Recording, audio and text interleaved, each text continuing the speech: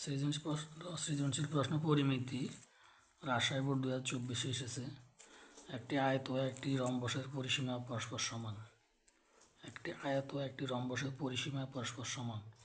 আয়তক্ষেত্রটির দৈর্ঘ্য প্রস্থের 1.5 গুণ। আয়তক্ষেত্রটির দৈর্ঘ্য প্রস্থের 1.5 গুণ এবং পরিসীমা 180 অর্থাৎ 180 সেন্টিমিটার। কতে আছে আয়তক্ষেত্রটির ক্ষুদ্রতর বাহুর দৈর্ঘ্য নির্ণয় করো। কত এসেছে কি আয়তক্ষেত্রটির ক্ষুদ্রতর বাহুর দৈর্ঘ্য নির্ণয় করো। মনে করে আয়তক্ষেত্রটির প্রস্থটা হলো ক্ষুদ্রতর বাহু। তো মনে করে আয়তক্ষেত্রটির প্রস্থ x সেন্টিমিটার। সুতরাং আয়তক্ষেত্রটির দৈর্ঘ্য হবে 1.5 গুণ, যেহেতু প্রস্থের, তাহলে 1.5 গুণ প্রস্থর দৈর্ঘ্য অর্থাৎ x। এই যে 1/2 ইন্টু x, তাহলে এটাকে সমস্ত বাঙালি কী হয়, 2 কে 2 রেখে 3, 3/2 x সেন্টিমিটার। তাহলে প্রস্থ x আর দৈর্ঘ্য হলো 3/2 x সেন্টিমিটার। সুতরাং আয়তক্ষেত্রটির পরিসীমা 2 ইন্টু দৈর্ঘ্য প্লাস প্রস্থ, কেমন? তো সুতরাং দৈর্ঘ্য কত 3/2 x, প্রস্থ কত x।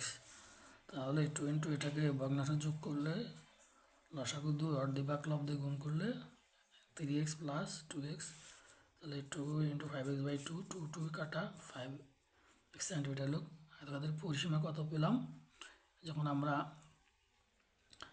x দিয়ে বের করলাম, তখন হলো কত 5x সেন্টিমিটার।